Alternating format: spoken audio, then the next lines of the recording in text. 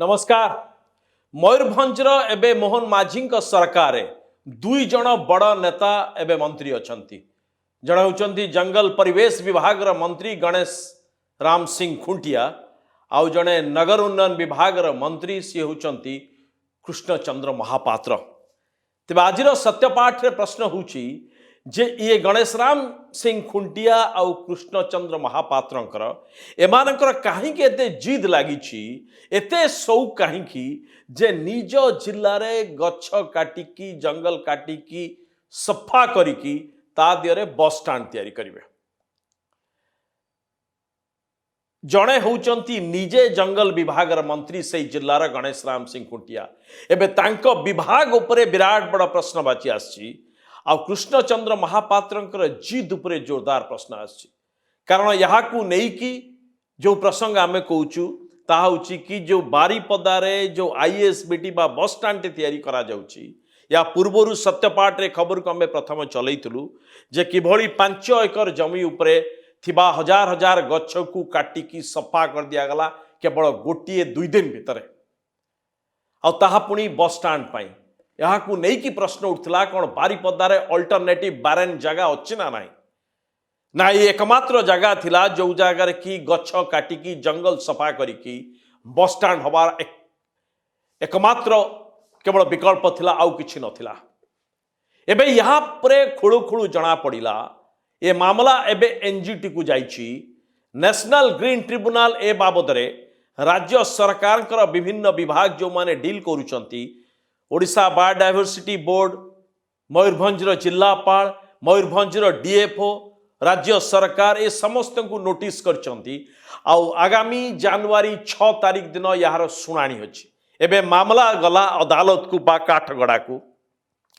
तबे या पछरे अनेक कहानी शुणिबाक मिलुछि जे मयूरभंजरे भारतीय जनता पार्टी रो जने बड्ड नेता से बस स्टाण्ड जो जगार प्रकल्प होची ता पाखरे कुआडे तांकर जमी अच्छी आ जदि सेई जगार बस स्टाण्ड हबो से जमीर कमर्शियल वैल्यू बढ़िबो। ए कथा सत्यता थाई पारे बा न थाई पारे आमे यहाँ को पुष्टि करू न किंतु ए जिद जे भली भाबरे भारतीय जनता पार्टी नेता मानकर रहिला यहाँ को नहीं कि संदेह उपजिबा स्वाभाविक।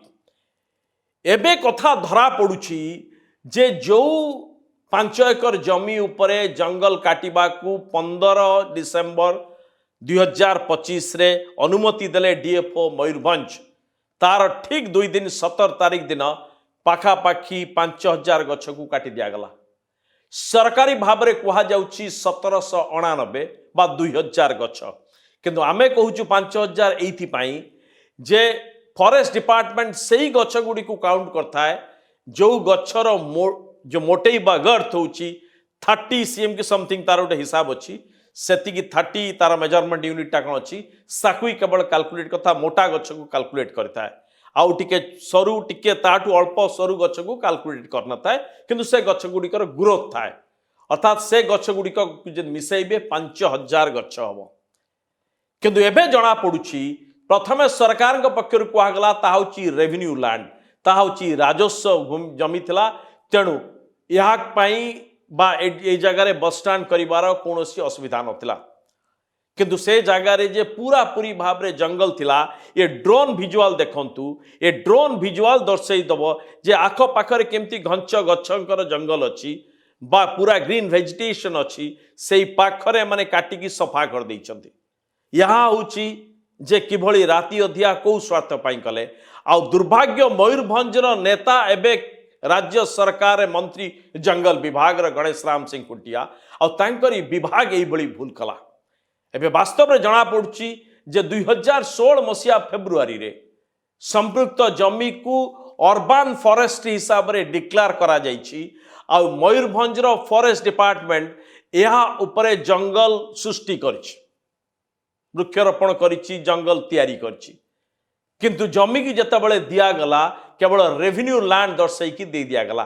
सो यही जो जुक्तिटा निया जाउछि केवल निजुक को सुहेबाई बंचेबाई निया जाउछि जे यहाँ रेवेन्यू लैंड थिला आमे देदेलु किंतु कथा उठछि जेतेबेले 2000 गछ काटिबार अनुमति दउछि फॉरेस्ट विभाग अंतत पक्षे निज आखि उपरे विश्वास करिवार आवश्यकता थिला डीएफओ जे 2000 गछ कटिब से अंचलटा देखा जे वास्तव में फॉरेस्ट अच्छी का ना।